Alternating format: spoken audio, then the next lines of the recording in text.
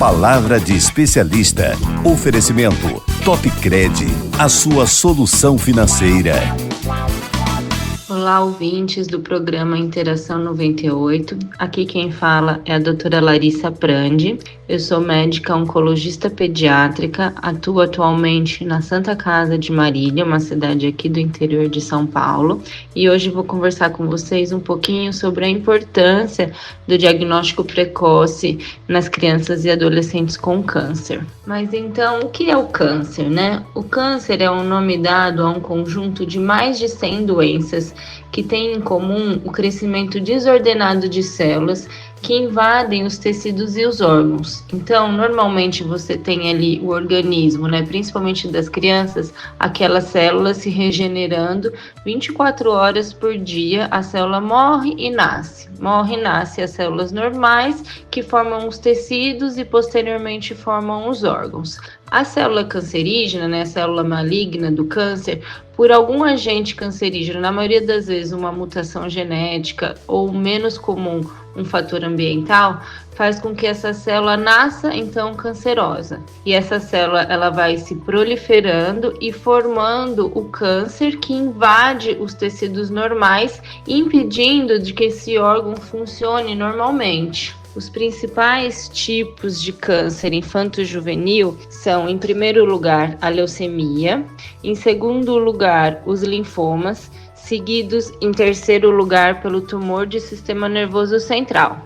Entre outros tumores também menos frequentes, mas que têm uma importância, né? Tumores ósseos, tumores dos músculos, os tumores abdominais, que têm uma frequência menor, mas que não por isso não deixam de ser importantes. Diferente dos cânceres de adulto, os cânceres infantis não têm fatores de risco identificáveis e que podem ser preveníveis. Por exemplo, álcool, tabagismo, uso inadequado de algumas medicações, droga. O câncer da infância, ele não tem esses fatores de risco identificáveis, porque a maioria das células são células embrionárias, né, e que se desenvolvem por conta de alterações genéticas e mutações. Os sintomas do câncer infanto-juvenil, eles são na maioria das vezes inespecíficos, comuns em várias outras doenças da faixa etária pediátrica. Porém, o que deve chamar a atenção é a persistência desses sintomas. Eu costumo dizer que criança não é para sentir dor, né? Uma dor em qualquer lugar do corpo que seja persistente deve chamar a atenção dos pais, dos professores, dos profissionais de saúde para prosseguir com uma investigação. Então, dependendo do tipo de câncer, a gente vai ter sintomas e sinais específicos. Por exemplo, a leucemia é o câncer mais comum da infância. Quais são os sinais e sintomas da leucemia? Ela é um reflexo daquilo que a doença está causando. Então, a leucemia, ela é um câncer que invade a medula óssea. A medula óssea, ela é a fábrica do nosso sangue. Ela é responsável por produzir as células normais do nosso sangue. Então, produz as células vermelhas, que não deixa a gente ter anemia, produz as células de defesa, que não deixa a gente ter infecção, produz as células de plaquetas, que não deixam a gente ter sangramento. Então, uma vez que você tem uma invasão das células da leucemia na fábrica do sangue, impede a função normal da fábrica. Então, ela deixa de produzir essas células normais. Então, os sintomas são reflexos dessa falha na produção. Então, a criança vai ter anemia. Quais são os sinais da anemia? Fraqueza, palidez, sonolência excessiva. A criança pode ter queda dos leucócitos, que são as células de defesa, então ela fica mais propensa a ter infecção. Vai ter queda das plaquetas, então ela fica mais propensa a ter sangramentos ou aquelas manchas roxas no corpo sem estar associado a trauma. Então, uma criança que aparece com a perna, com a barriga, com as costas, cheia daqueles roxos, mas sem ter batido previamente, deve chamar a atenção dos pais, dos professores, para que alguma coisa de errada pode estar acontecendo. Um outro tipo de tumor que é bem frequente na pediatria, né? Os tumores de sistema nervoso central, que são os tumores de cabeça. Então, quais são os sinais e sintomas desses tumores? Dor de cabeça, vômito, mais uma vez, persistente, né? Claro que várias doenças pediátricas causam esses sintomas, mas de uma forma persistente 1, 2 semanas com esses sintomas, já é o suficiente para que procurem aí uma investigação mais adequada desse quadro. Os sinais de alerta, na maioria das vezes, do câncer infanto-juvenil, eles são inespecíficos, mas o mais comum que devem chamar atenção e que se apresentarem de forma persistente são febre prolongada, sem uma causa de infecção definida, crescimento de algum nódulo, de algum tumor, de alguma massa palpável em qualquer parte do corpo, também deve chamar atenção, uma palidez inexplicada. Palidez é um sintoma comum de anemia, mas uma palidez que depois que já foi investigada, que já foi tratada as principais causas, ainda persistente, dor nos ossos, dor nas juntas, com ou sem inchaço associado,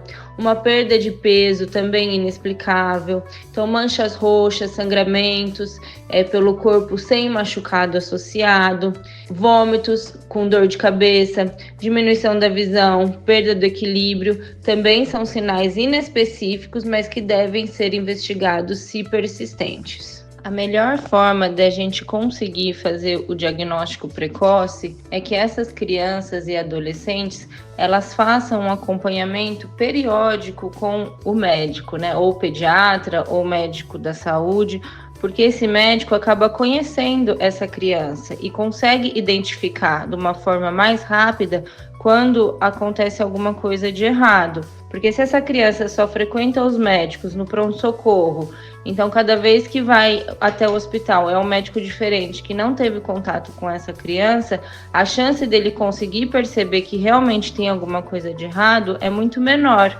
Então, se você tem um profissional que acompanha aquela criança mensalmente, dependendo da faixa etária, um pouco mais a cada 3, 6 meses, ele consegue identificar muito mais rápido quando há alguma coisa de errada com essa criança. Por isso que é tão importante que essa criança faça a ida ao médico e realização de exames periódicos. No câncer, nos pacientes adultos, a gente consegue exercer a prevenção primária, que é uma prevenção dos fatores de risco e os programas de rastreamento para diagnosticar a doença antes dos sinais e sintomas. No câncer infantil, esses programas eles não são efetivos. Então, por isso que o diagnóstico precoce é tão importante no combate.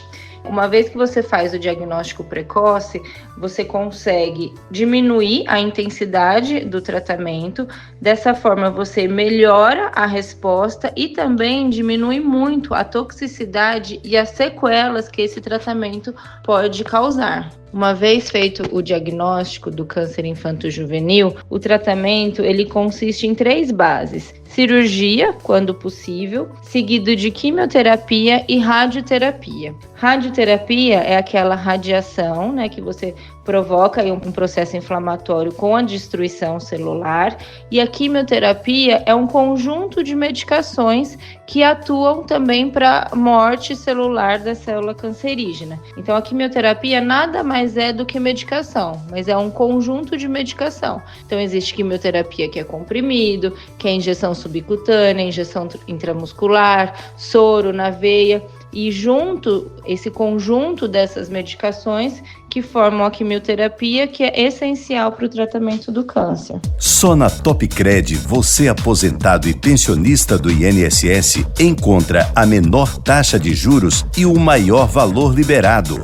Os aposentados e pensionistas que recebem até um salário mínimo e que não têm empréstimo em seu benefício, a Topcred libera até R$ 26.200. E para os beneficiários do BPC Loas e representante legal, libera até R$ 22.000. Travessa Miguel Nunes, 32 Centro, Santa Cruz. Fone WhatsApp 849-9208-2619.